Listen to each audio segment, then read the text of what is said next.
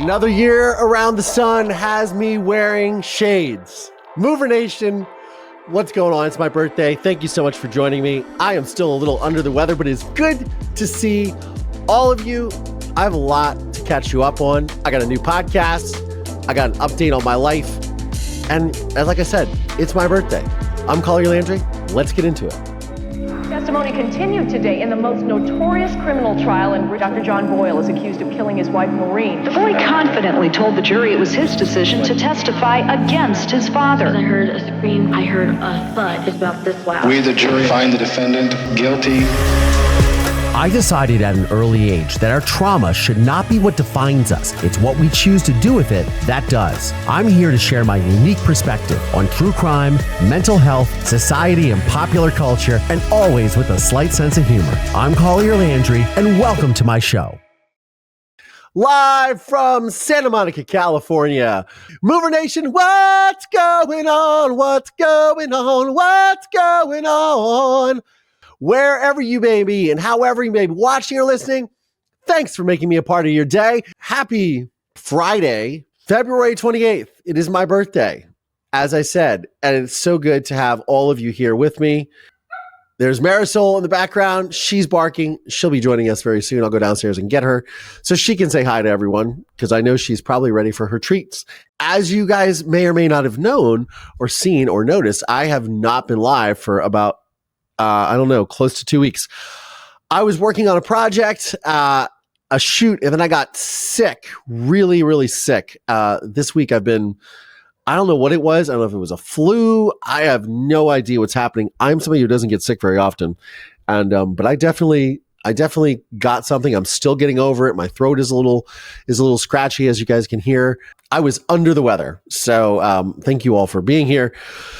I got a lot to share. Life updates, all kinds of stuff. I got some presents to open, which are right here. I got a purpley sparkly one. And I got a white one. These are from you guys. So we're going to get into those in a second. As I said, it has been a minute since I've been live here, since I've done a podcast episode. And it's not because I haven't wanted to. It's because I've been really busy. And I've also been dealing with some family drama. And I guess I'm going to have to start to explain all of this by sharing something with you guys, which is happening, I have a new podcast that is coming out on March 3rd with Sony. And it is called, well, I'll just play the trailer. You guys can check it out and then we'll get into it. Collier Boyle was lying awake at night when he heard something horrible. 2 bangs and a scream. What was going through your mind at that time? What were you thinking? Where's my mother? Collier was just 12 when his mother went missing. She would never, ever leave her children, ever. Collier wanted answers. His best hope? To team up with a middle-aged detective with a chip on his shoulder. Well, I got a partner now. Somebody who's going to help me find out what happened to my mother. Me and Dave. This is the story of the most unlikely detective duo the world has ever seen, and the shocking crime they solved. It was almost like I was in the middle of a made-for-TV movie because it was so bizarre. Ernie said, well, Mommy took a little vacation, Collier. His whole life's a lie. What if the call was coming from inside the house?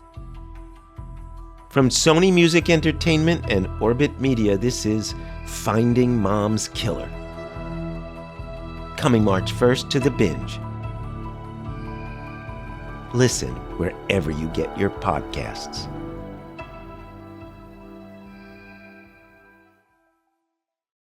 All right. So it all kind of started there. And before we get into it, little Marisol is here. Marisol, come here. Hey, hi. Hi, everybody. Hi, Mover Nation. Woo, woo, woo. Woo, woo, woo, woo, woo, woo, woo. Okay. All right, puppyins. Now you have your little bully stick. Okay. I'm going to give that to you. All right. I'm going to give that to you and you can be occupied. Okay. Marisol is in the building. Okay. So it starts with this podcast. Now I've been working on this top secretly.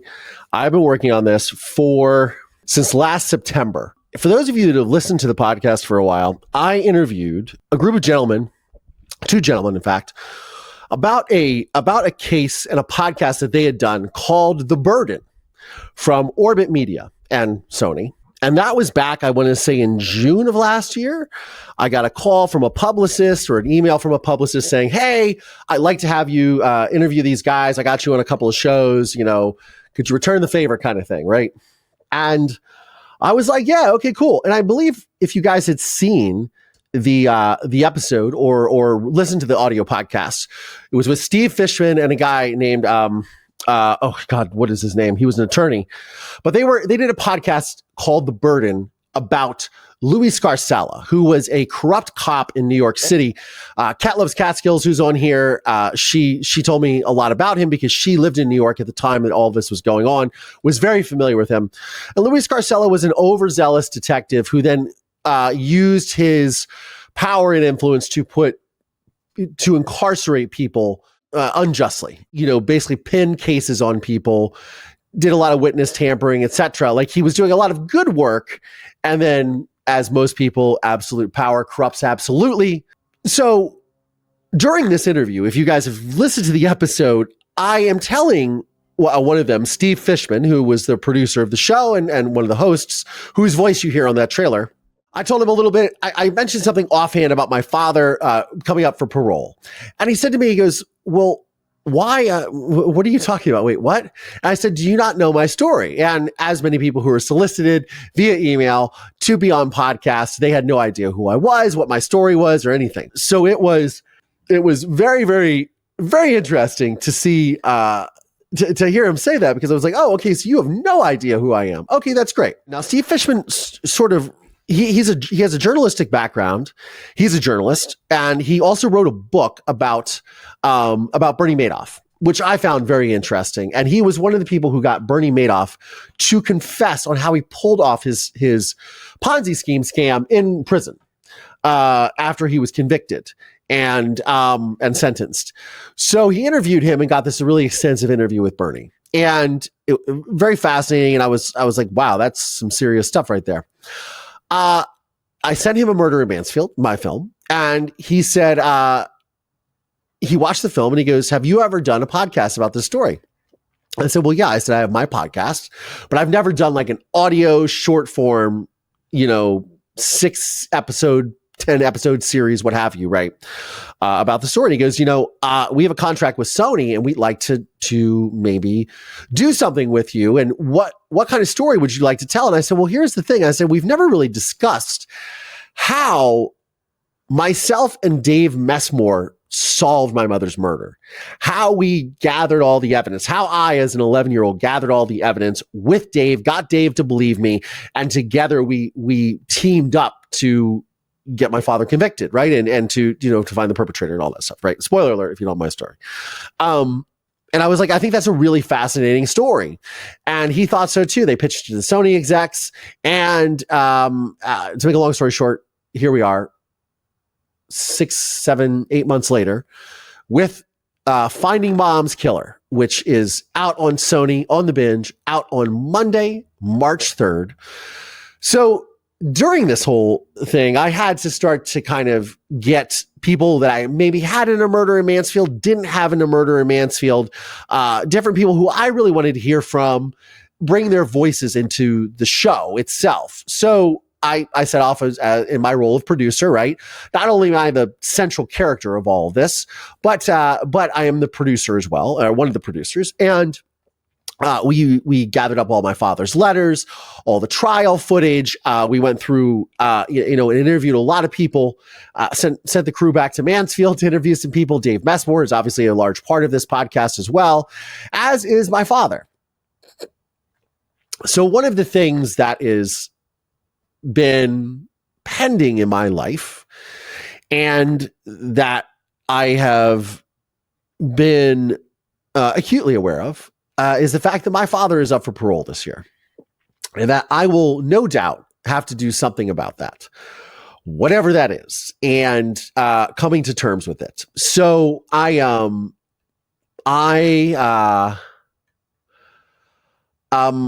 it's something I've kind of kicked the can down the road a bit on, but one of the reasons why we decided to to sort of open this can of worms is, Steve wanted to talk to my father in the podcast. And I was like, well, let's see what happens. We had him in a murder Mansfield. If you've seen the film, you know what that conversation was like. If you haven't, you can purchase it right here. You can get it on Amazon or wherever you choose to get your films from. But you can buy it here and support the channel.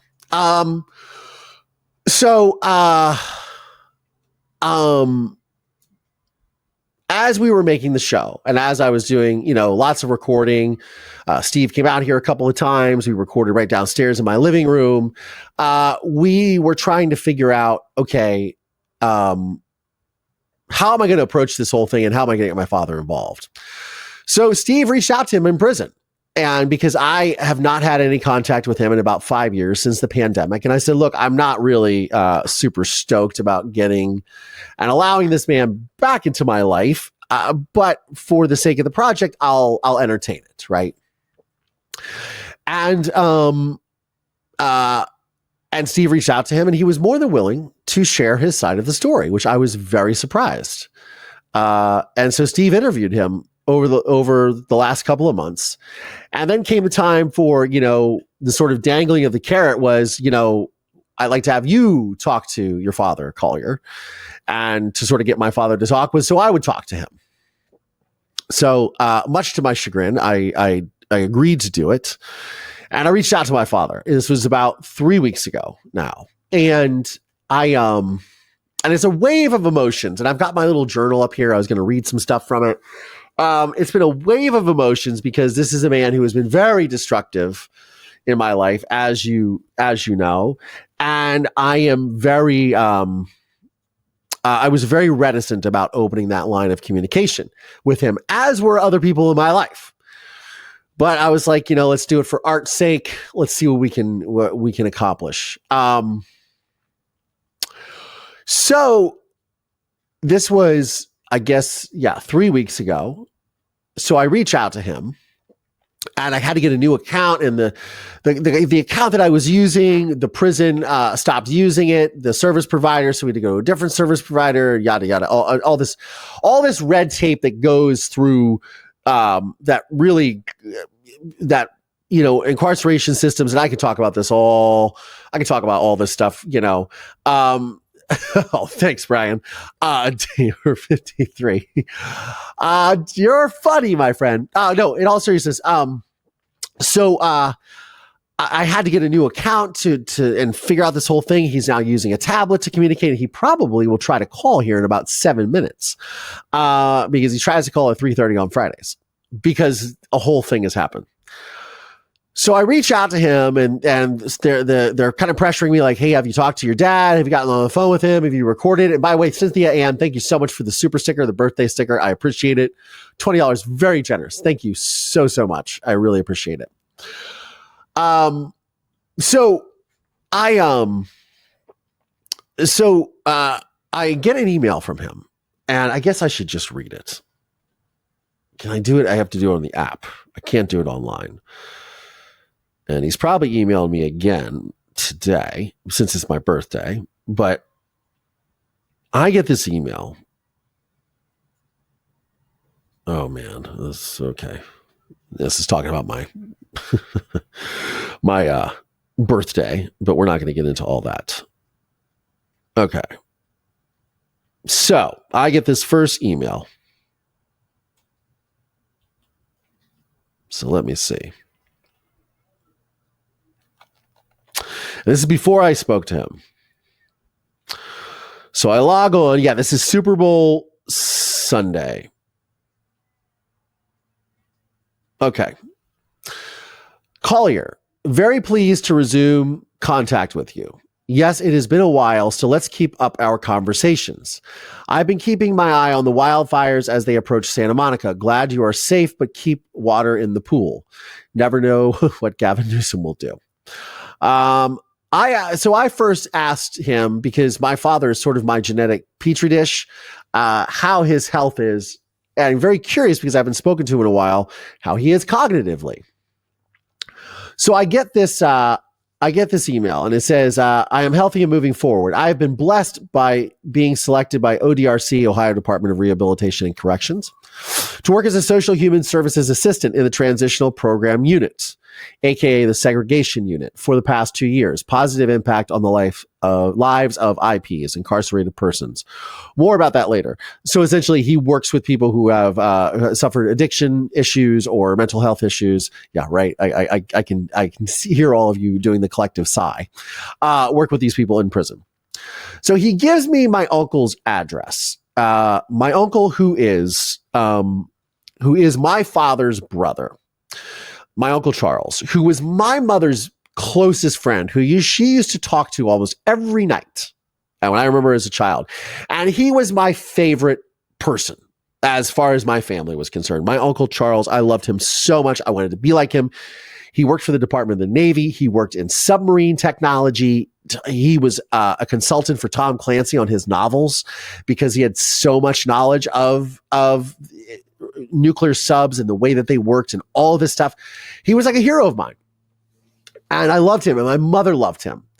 And it was very weird because around in the late 80s, he got involved with a woman who ended up becoming my Aunt Gail. And he got involved with a woman. My mother did not like her at all. And I remembered her being she had a lot of weird illnesses. She had a lot of weird, she was just a very strange person. I think that's all I really have to say about that. My mother did not like her. She did not like my mother. So I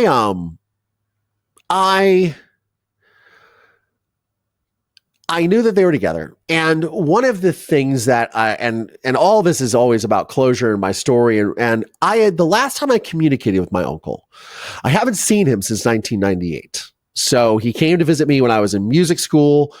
I remember I had this fond memory. We went to go to like an Irish pub, had some, I think we had French dip sandwiches. We did. We had French dip sandwiches. I was a sophomore in music school, and yes, and that's the last time I saw him. Second to last time I saw him. My uncle was very obese, very, very overweight, very, very heavy. He was probably about 5'11" and probably at least 450 pounds, very obese. I mean, his legs were like the size of both my legs, right? And I'm a 6'1", well, now 215 pounds. I've been losing weight this year, so I'm very pleased about that. Yeah, he's a big dude. Big dude, not very healthy. And I didn't have a lot of contact with him. And the last time I really had any meaningful contact with him was during the pandemic, because my father's prison was overtaken by the National Guard because everybody got COVID, right? All the guards got COVID. So I was dealing with that. And so the last time I actually physically saw him was I had called my grandmother, who's my father's mother, who I loved very much as well. And I would go see her when I was in college. I would drive up. She lived in Youngstown, a million miles away from where I lived, in other part of the state of Ohio. And I would go see her, and I'd take her grocery shopping and take care of her and things like that. And I loved my grandmother very much. And she was very close with my mother. She was the one who was in the house when my mother was killed. A lot of people have a lot of feelings about that. She believed my father was innocent until the very end. But I called up for her, and my little cousin, who is not so little anymore, who was adopted recently from India, she picked up the phone. I said, hi, Rupa is Grammy, who I'd never met before. I said, Rupa, can I speak to Grammy? And she goes, Nana died. And that was how I found out my grandmother died. My Uncle Charles never called me.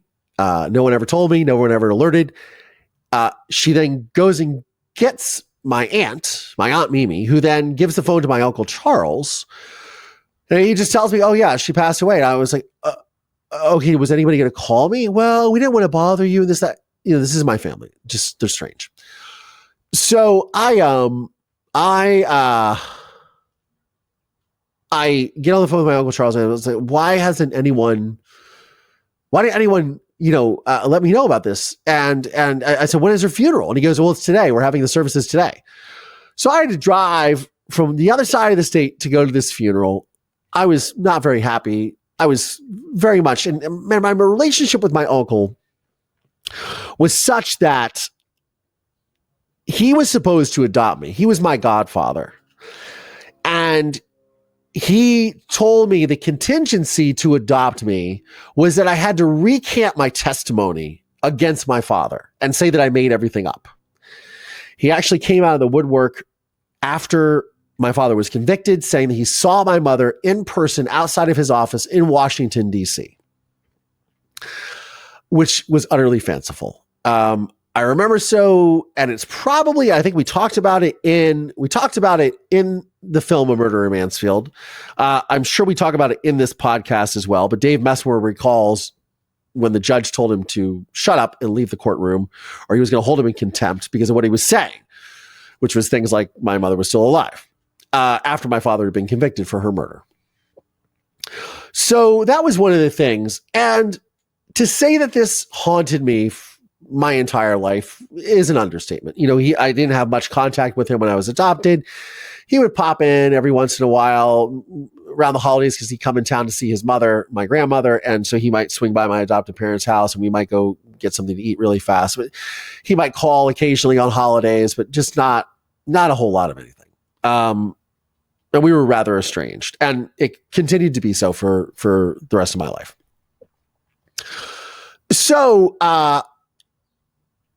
around the first time my father was up for parole, which was 2010, he called me and he asked me if I could pay for my father's lawyer to help him with his parole case. And I remember thinking to myself, like, first of all, I'm an artist. I have no means whatsoever to do that. And I just was thinking to myself, this is absolutely ludicrous.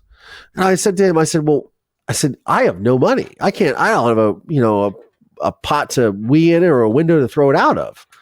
I'm an artist, And I was explaining this to him, and I said, can't you? I mean, you make a great salary from the Navy. Can't you help him?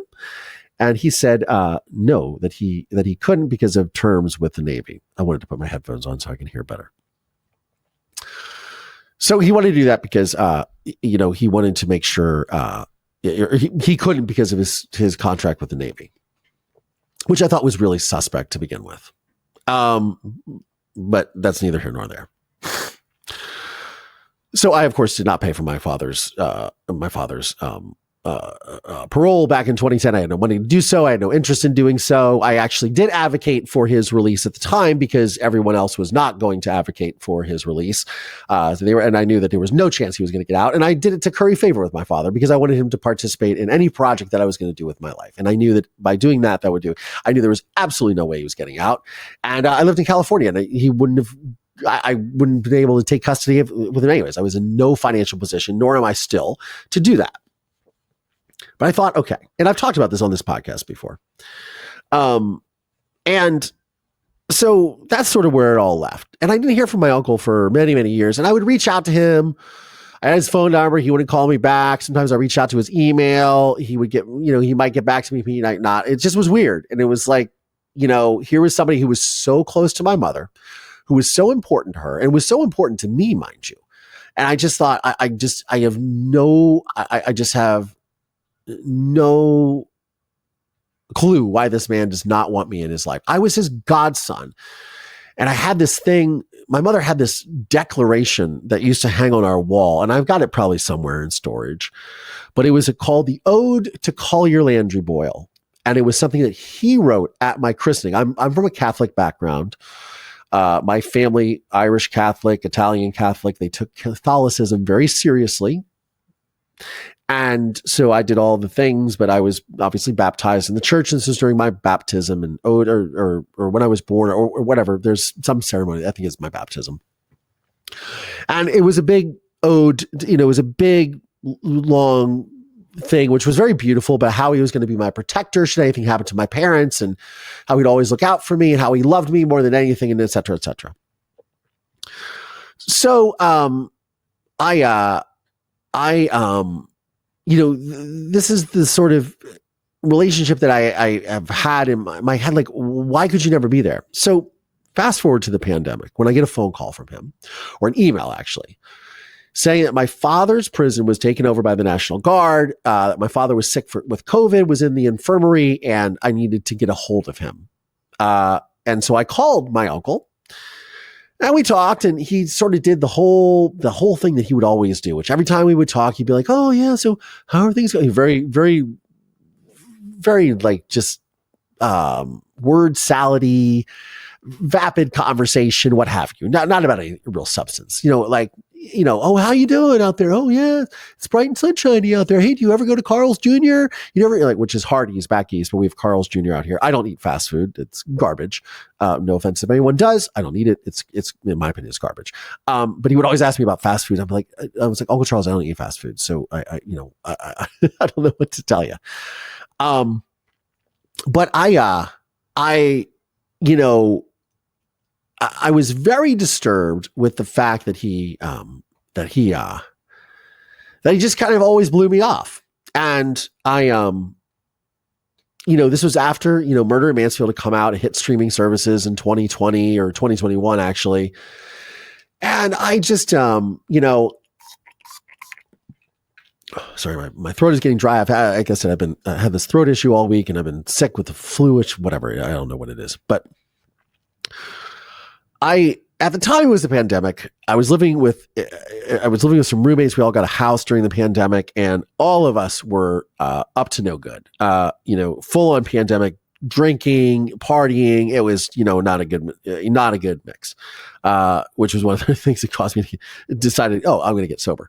But I was half in the bag, and when I was talking to him, I was like, okay, and I decided to call him back and just sort of let him have it. Voice to him my displeasure of why he was never in my life. Like, what is wrong with you? Like, what my mother meant so much to you, and you meant so much to my mother. How did all of this, how did we get here? Like, how do we get to this point where you just don't give a shit about me? I'm half in the bag, and I just lay into him. And I lay into him about abandoning me as a child, his ultimatums about recanting my testimony so I could live with him, holding that over my head. And not adopting me. And he lived in Washington, D.C. I wanted to go live with him. He lived in Georgetown. That's cool. I was into it. I remember when I go visit him, how excited I would be. So, I said, here's the thing that bugs me the most. It's like, why won't you just say to me, listen, asshole, I don't like what you did.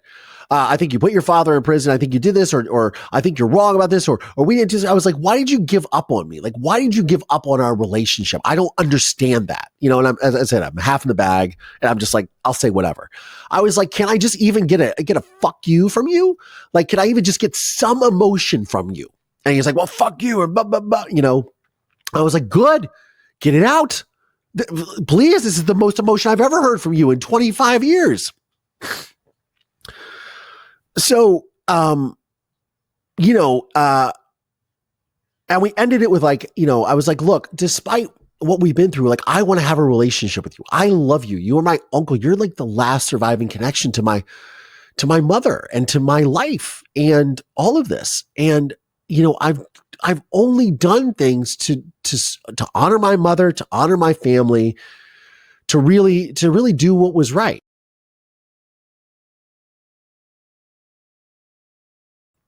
So, we end the conversation. I was like, I really hope I hear from you again. I hope we can open up this line of communication, this line of dialogue. I would love to hear from you. I was like, I love you. I love you. And he's like, I love you too. Okay, let's do that. I never heard from him again. A couple of years ago, I was talking to my aunt, my father's sister, and I had found out that, and she watches this podcast. She listens to the podcast. She follows me on Facebook, the whole thing, right? And she mentions to me that CJ, or his name was Charles Joseph Boyle, the third. She mentions to me that he had moved out to Phoenix area with his wife, my Aunt Gail, a couple of years ago. And so I live in Los Angeles, and Phoenix is about a 6-hour trip, not far at all. I was like, that's really weird. They move out there. I don't hear from him. And she had said, he didn't want you to know where he lived and did not want you to have his phone number. which was kind of hurtful, but also just not, I guess, not surprising. So, I get an email, flash forward to February 8th, 2025. And I'm corresponding with my father about talking to him on the phone about this podcast, this whole thing, right?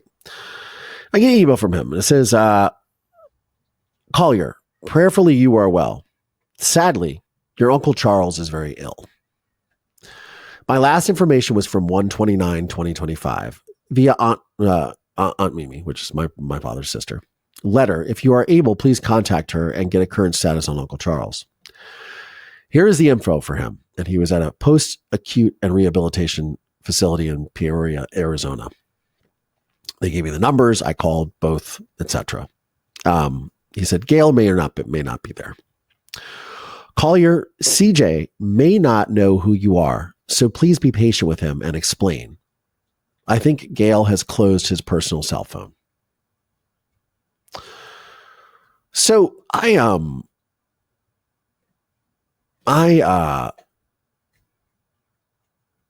we talked a little bit about the Super Bowl because my relationship with my father before murder, Mansfield, and probably now after is all very surface. I don't really talk about the nitty gritty with about the murder or anything like that. I talk about sports, girls. I recently got my blood work done last week. I had him review my blood work because he still is a doctor and he was a very good doctor, not a very good human, but a very good doctor. So I review my blood work and ask him questions about things like that because I was freaked out by this diagnosis. So I reach out to my aunt, and it turns out that my uncle had metabolic encephalopathy, and basically he was in a facility. This was as of the 29th of January, where he was essentially in an acute rehab, which is not where he needed to be. Apparently, from what she had gathered, is that he had fallen in the shower. She spoke to him on Christmas, and he sounded fine. He had a little bit of a throat thing, but he was fine. So he had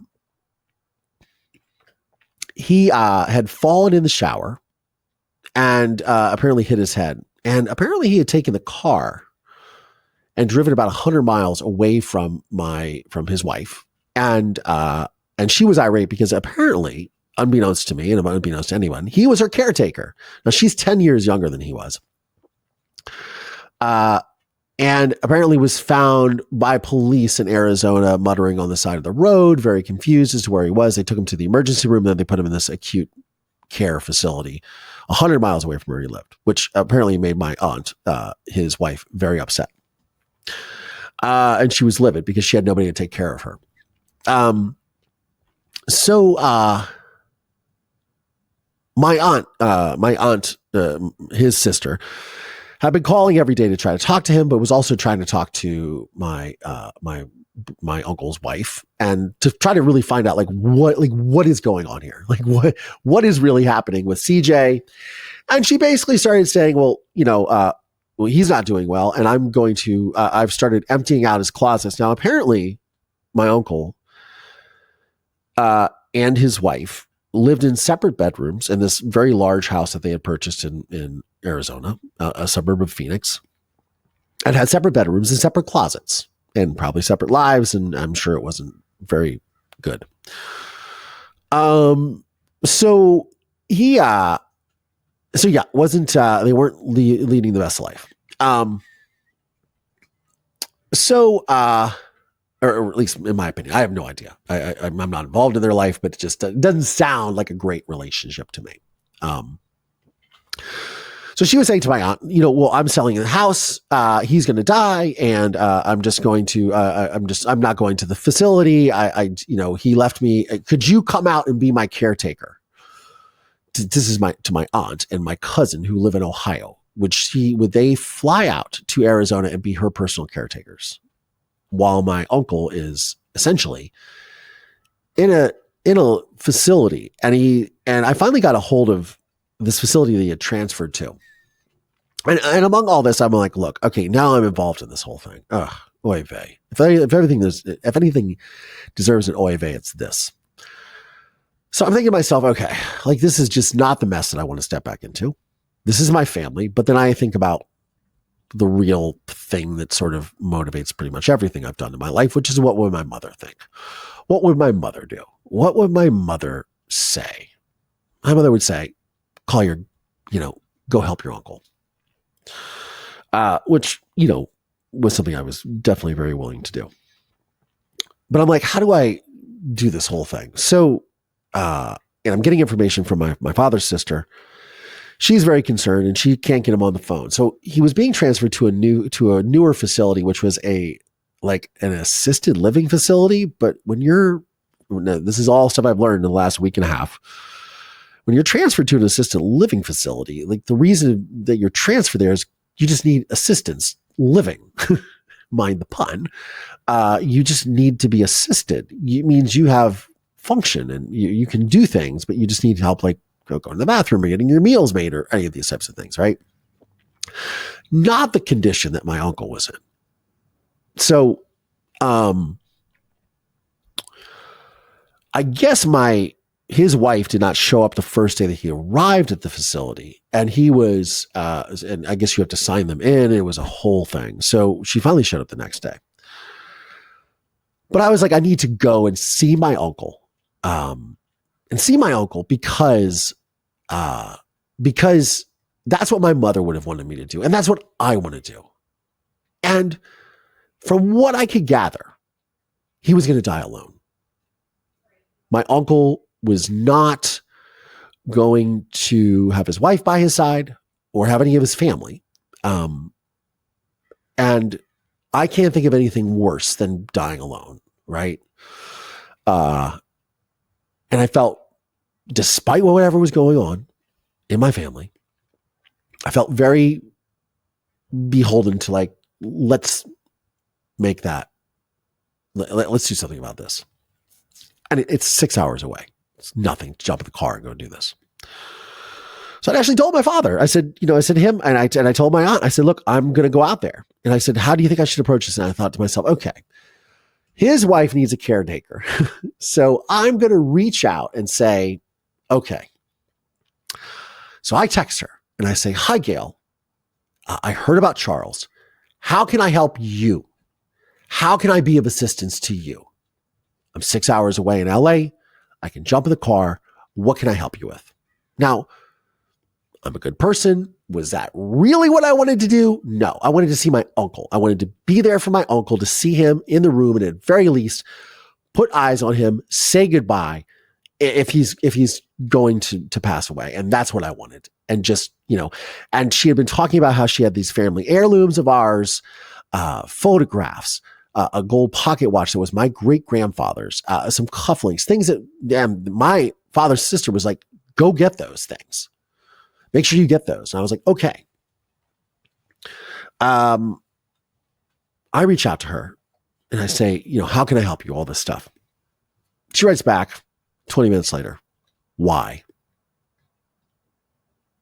Why? So I wrote back and I said something to the effect of, because we're family and because you're ill, you need help. Charles needs help. And I'm 6 hours away. It's nothing for me to come out there. I'm an able-bodied person. I can come help you. Let me help you. No response. I call her up. And when somebody hangs up on you, because it rings, and click, she hung up on me. Said, do not call me again. That's all it said. You are not welcome here. So I call the care facility that he had gone to, which I joked with my aunt because I said it was called, they were in Surprise, Arizona. It was called Crescent Surprise. And I said, it sounds like a dim sum restaurant. Crescent Surprise. Thank you for calling Crescent Surprise. No, in all seriousness, how can I take your order? And I spoke to the guy there And he was very nice. And I said, look, I'm his nephew, I'm his godson. I live in Los Angeles. I'm pretty close. I would like to come see him, or at least speak to him on the phone. I said, how is he? And they said, well, he's in very serious cognitive decline. We've gotten him eating, but he doesn't know, he knows his name and he knows his date of birth. He does not know time, space, place. He doesn't know where he is. He doesn't know what the date is. He doesn't know any of that. He just knows his name and when he was born. Which is apparently, as I was gathering, because I started reading the medical reports, because my aunt got a copy of those from his wife. But basically, she pawned him off on this facility. And then I reached out to come help. She took all of his stuff, everything, all his photographs, all our family heirlooms, everything, gathered them up in trash bags and disposed of them. And claimed she was doing this, and she was selling a house because she needed to look out for herself. And this really broke my heart because, again, I thought my uncle would deserve more than that. And granted, he wasn't the best person in my life the last 30 years-ish. But I have fond memories of him as a child, and he was very close to my mother. Despite whatever happened, it does not matter.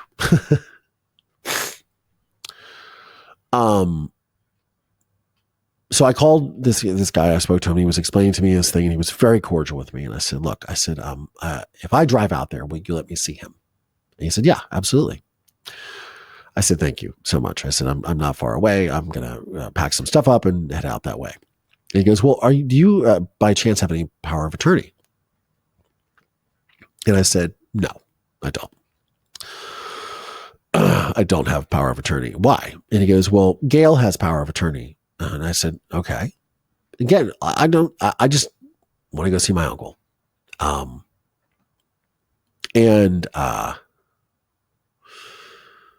So he said, well, let me call you back. And so he called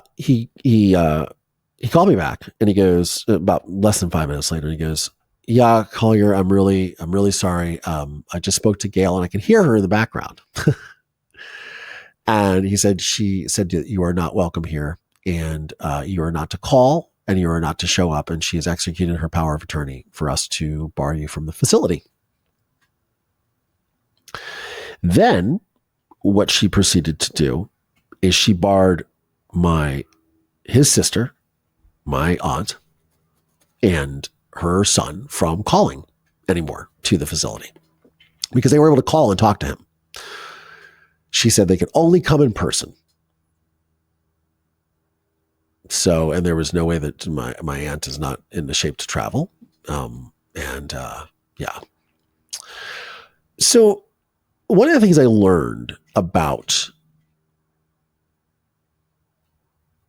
the end of life, and this is something, and I'm reflecting on this because it is my birthday, right? And I'm very confident I have many, many, many, many years ahead of me. And talking to my father and reconnecting with him, I have discovered that if I follow in that man's footsteps cognitively, I will be okay till I'm well into my 80s because he is still sharp as a tack. Like, he hasn't missed a beat. But one of the things I came to find out is, and my uncle, eventually he stopped eating and he stopped responding altogether. The last thing when a person is going through their end of life transition is the last thing to go is their hearing, which means that we're in a room and, if you're in the room with somebody, they can hear you. That's the last thing that goes. And this makes sense to me because I had a friend, Eric Rogers, who was a good friend of mine. We did a lot of business together, a lot of work. He was a total maniac, total nut job, but a good soul. We're all fallible, that's for sure. But I do have many fond memories of Eric. Eric passed away from cancer in 2021. Now he had been living with cancer for probably like 13 years. He was in an experimental program. He was in a experimental control group, and he was the last surviving member of his control group. And but he succumbed. And I remember I went to see him the day before they took him off life support, and he was intubated, the whole thing, and obviously couldn't respond. But his brother, I went with his brother, and his brother said, "Hey, Eric, Collier's here," and he went like this. Like excited. So when it was explained to me that during end of life, you can still always hear and you're aware. I've seen it happen firsthand with my friend, God rest his soul, before he passed away. And I think for me, I just wanted to have that moment with my Uncle Charles. To say goodbye, to maybe say, I forgive you for everything. Maybe to say, hey, if you see my mother on the other side, give her a hug for me, give her a kiss.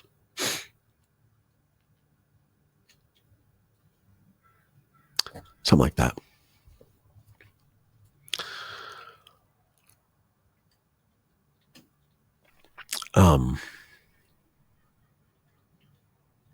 I don't know why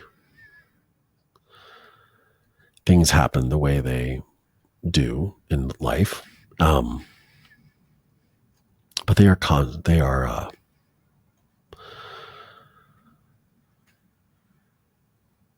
things are, life is complicated. To say the least. Something I'm very well aware of. But it would have meant a lot to me to say that goodbye. And at 12:30 Eastern Time, on February the 19th, Charles Joseph Boyle III, my Uncle CJ, passed away.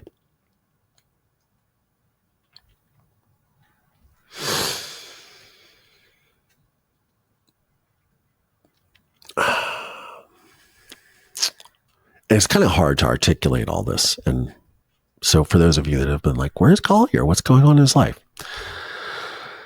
That's been one of the things.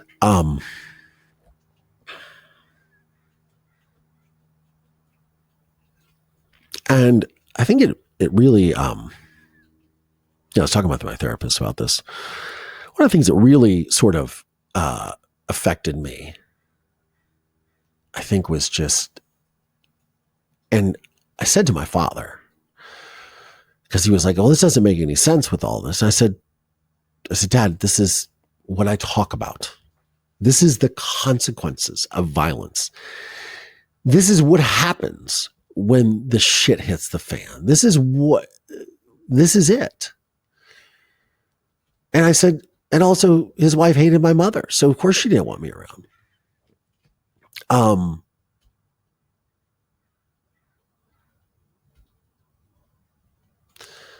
It would have meant a lot to be able to say goodbye. And I would have been okay with doing that. I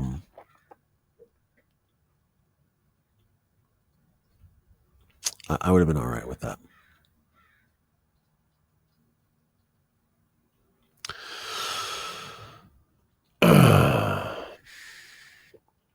Families are complicated, man.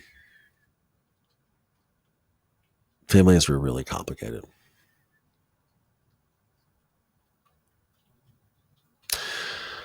And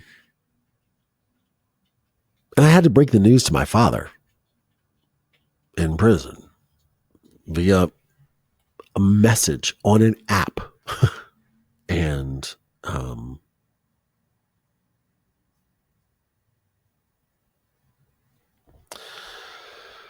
yeah.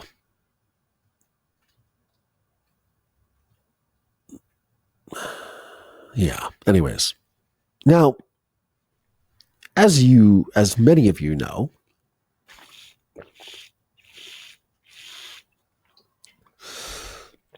As many of you know, who have watched this program, who have listened to this program, I am a glass half full guy. I have been my entire life. So I, of course, have a sunny side, flip side to the story. Because, mind the pun, out of the phoenix comes the ashes, right? No pun that my uncle was in Phoenix or Phoenix area. So about, well, one of the things that's actually been very, if you could say cool, is that I've had this renewed communication with my father's sister and even my cousin, who is a couple years older than me. He actually messaged me last night. Hey, happy early birthday, cuz, first person to message me. And I was like, well, thank you. That's like really thoughtful of him. That's my cousin Raja. And, I've had this whole thing and I was going through it with my father's sister, my Aunt Mimi, because she was trying to reconcile, like, why is this happening? And as she said, she's like, now Jack has 2 deaths on his hands, and I started finding out all of this stuff about conversations with my uncle that were had in my absence, because my Aunt Mimi would say to him, why don't you have any communication with Collier? Why don't you reach out to him? Why haven't you talked to him? You were so close with Noreen, my mother. Why haven't you had any communication with him? Why have you chosen to not do that? And, my uncle firmly believed that my father was innocent. Now, call it my father's gaslighting since he was incarcerated or what have you, or this manipulation or whatever it is. He was firmly believed in my father's innocence. And, my Aunt Mimi had said to him, Collier made a movie. Collier's a podcast. Collier's a YouTube channel. You should check it out. He said, no, I'm not interested. No, I'm not interested. No, I'm not interested.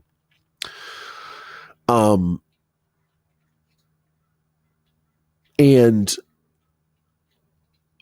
one of the things that she told him was that she said, in the documentary, Collier got Jack to confess to killing Noreen. It's there in the movie. You can watch it.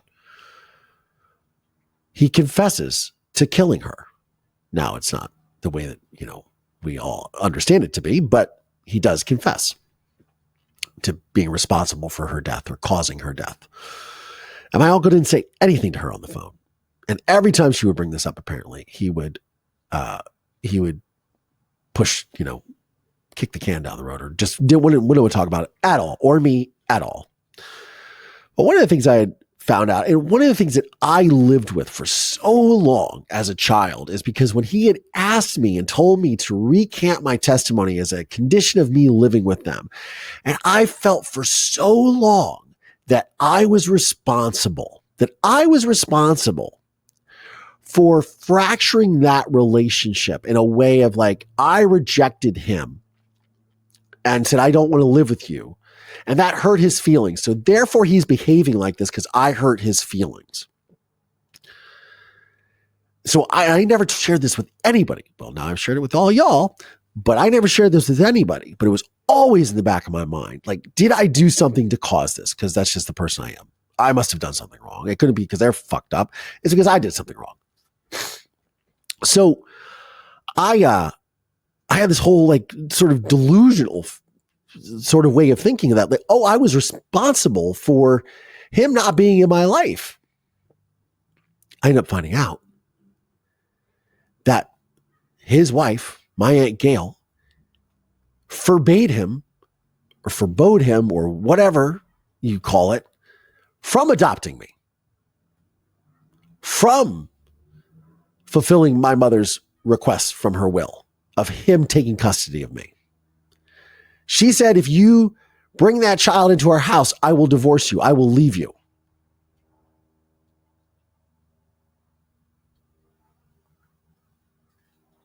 So that was wild. So then I get a wild hair in my ass. And I had gotten this email back in end of December. Now, in December, I was going through a very wacky relationship sort of thing. I was very distracted by that. Last year's 2024 was a bad relationship year for me with women, and it just was like not good, and just oy vey. If anything deserves an oy vey, that deserves an oy vey, that's for sure. So I was not in a good place, but I received this email from my cousin, who is on my mother's side, who is the oldest of my Aunt Carol's siblings. And I was like, and I didn't respond to it because I was going through this like very crazy relationship or break. I don't even know what was happening in it. Break up, just re-break up. I don't know. I was not in a good space. And I totally forgot about it. But on the morning that CJ died, I said, I'm going to reach out to my cousin. And I did. And she got right back to me. And we had this whole conversation for like an hour, which was super cool. And I was surprised to know that she had seen my film. She was very proud of what I had done with my life. She discovered my podcast because her boss at American Express, his wife, listens to the podcast and was talking about me in the office. And and you know, this guy Collier he had this crazy story, and she's like, that's my cousin. I mean, what are the odds? Small world, right? So I'm talking about Charles, and about 3 months ago, I have a second cousin, or however that works, who was doing a family tree of my mother's side of the family. And we were talking, we reconnected. He had been diagnosed with a blood cancer, so he was kind of MIA for a while. He surfaced, and he was like, I'm so sorry. I was like, no, you're dealing with cancer. Come on, man. Like, it's all good. And we were talking about my Aunt Carol, and I said, and he goes, yeah, she passed away in a couple of years back. And I was like, oh, I think that's a bummer, But I also haven't seen my aunt since 1998, ironically, around the same time I saw my uncle. Last saw my uncle. Both my godparents, actually. And I was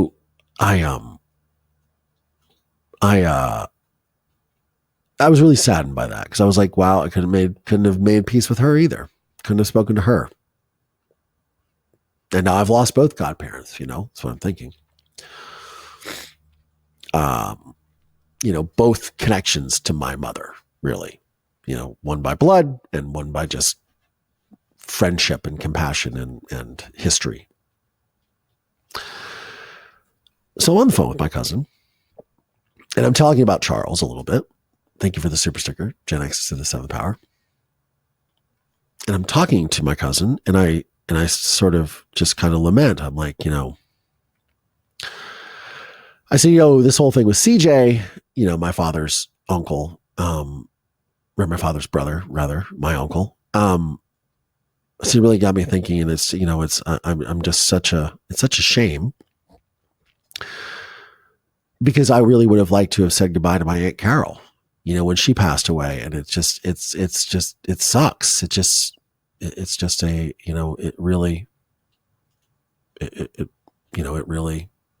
a bummer that I could have had that closure, and I can't now. And then my cousin says to me, she goes, that's weird. Unless she died in the last 12 hours, your aunt, my mother, is very much alive.